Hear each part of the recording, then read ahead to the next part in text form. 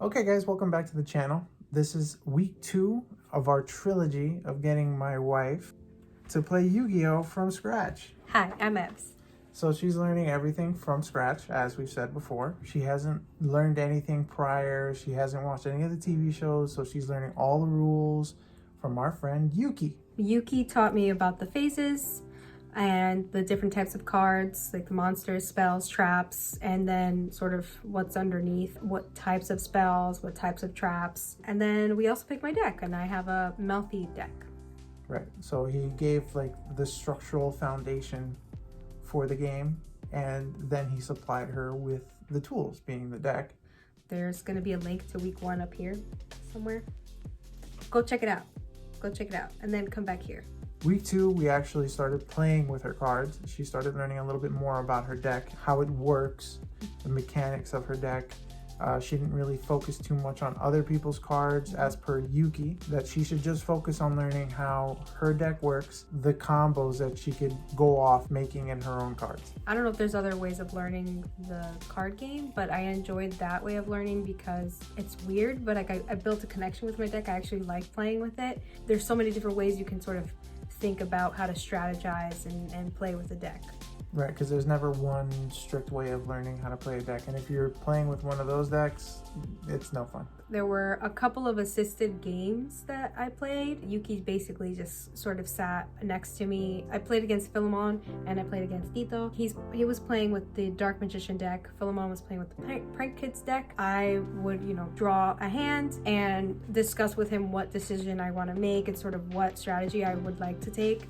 And then he would steer me in the right direction, the best way that I should use what I have in my hand. Playing against someone who's brand new to the game, it's also really good if you actually take your time with them. Don't rush through your own gameplay, because they also need to learn how the interactions between cards work. So chaining being one of those things is something she became more familiar with as time went by. How people activate one card, chain another one, and then the chain resolves backwards. I didn't fully understand it at first, actually. I think you were trying to explain it to me, but Yuki was like, wait, she's not ready yet.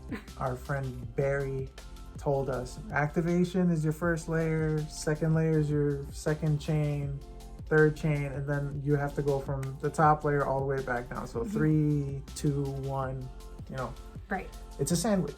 So another thing that I actually tried to do was begin hand testing, is what it's called, right? Yeah. Pretend as if I was going first. I draw 5 cards. I decide what is the best and most optimal way to set up my field. And then she would, after, shuffle all her cards back into her deck and Yes. then pull out a whole new 5 to see if she could do it again. So then I was doing that repeatedly. It's fun to sort of put myself in a situation, maybe with a horrible hand, because you never know what's going to happen when you're playing against someone. Right. So it's good to be prepared. How do you think week 2 went? I think it was better than week 1. It was pretty easy to understand. There's still a lot of steps and I guess rules that I need to better memorize, but I think it was great, and I'm excited for week 3. So was week 2, in terms of playing against other people, was it as difficult as you imagined it to be in the first place? I was very intimidated, but once I started playing with Yuki, it was very apparent to me that there were multiple choices that I can make. Depending on how you draw, you can always try to fix the mistakes that you've made, I think, along the way. Okay, I chose this one path, but there are multiple avenues that I can take from here. Okay, so just so that way also everyone knows, how much time on average have you been spending learning your deck and actually playing, so that way they don't think that they need to dedicate an immense or unimaginable amount of time trying to learn your cards? I didn't spend that much time playing. I mean, I have a full-time job. I'm not playing Yu-Gi-Oh all day. As most people do. You gotta find some way to buy these cards. I think I spent, maybe there were 3 or 4 days out of the week, I would spend 1-2 hours just playing. And that's mostly just like I said, hand testing, learning the rules and stuff like that. That took maybe a couple of hours, just Yuki explaining it to me and then showing me in actual gameplay what that means. So you don't need an extremely dedicated player who hasn't known anything, because you play from the sidelines and who's actually played against you, I've seen that you picked up the game kind of quick, and I know that may not be the same for everyone, but I think that for the amount of time that she actually spends looking at these cards and for how much she plays, she actually picked up on the ideas fairly quickly. When you're first starting off, knowing your own deck is the best idea, and then after you've semi-mastered your deck and you can make good plays on your own, then you can start learning other people's decks, because that's how you do get better, because then you know how to counteract certain things and you know the weak points for other people's decks. What was your favorite part of the game so far? My favorite part of the game are actually the cards that I have in my deck. They have wonderful effects, like they keep coming out and sort of repeating themselves,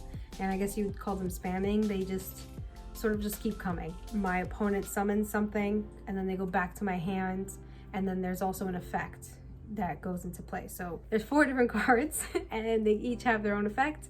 Since we covered this much in week 2, what do you think that we'll be doing in week 3? I do want to go over my notes again and sort of memorize a lot of the rules. I'm excited to sort of play less assisted. Right. I think That's the goal. I still want Yuki to sit by me and watch me play, but not necessarily tell me what to do. You know, and maybe if I make a misplay, then he'll tell me like, it probably would have been better for you to do this and then this. So like after you've committed to the mistake. Yes. I want him to let me make the mistake, and then I learn why it was a mistake. Perfect. As part of the challenge, our friend Philemon actually had a fantastic idea. We will be hosting a little mini tournament amongst our small group of friends. Maybe a few other people are going to be playing for a box of Yu-Gi-Oh cards. It's not going to be something crazy, but we'll see how far she can go in our little group tournament. I'm going to try my best, but I'm very nervous. These videos are to serve the purpose solely to show other people, and I've mentioned this before, that anyone can learn how to play this game, given that they have some free time. And while it is a complicated game, they don't need an immense amount of effort on their part to actually learn. You know, just playing here and there, and you know, with the help of some very patient people who are willing to also teach, they can learn a lot in like the first 2 weeks. As you can see with her, she's picked up a lot as well. I think it's important to know that you don't have to know everything. You don't have to know all the cards. I thought I needed to know all the cards. You don't need to know what every single card out there has to do, or like what it does. It's really important to find a deck that you like and then try to work with it and learn how to work with it best. We can probably come up with some sort of guide for other people to follow, so that way they can also either teach their loved ones or significant others, or even your kids, so that way they can get into Yu-Gi-Oh! Because given that everybody's home nowadays, apparently everybody, you know, wants to learn how to play chess because of the specific show on Netflix. Maybe we can get people to start picking up Yu-Gi-Oh! Again. This is what we do here on this channel. We open up packs, spend our money, and teach new people how to play.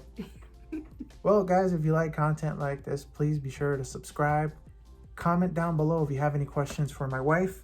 She is fully available to answer any questions, as well as me, regarding gameplay or what deck she's using. We will be coming out with a deck profile so that way you guys know what she's using. I'm really excited to tell you guys what I'm playing with. Yeah, because I love it. Yeah, we'll have a deck list out there, so that way other people can probably play a Melfi deck if they want to pick it up to start. It's not the most expensive deck in the world either. It's fairly cheap compared to some of the more expensive things out there. I'm actually surprised that not a lot of people play it. Like the video, subscribe, hit the notification bell. Just 3 steps, baby. Just 3 steps. Very easy. Okay, we'll see you in the next one. Bye.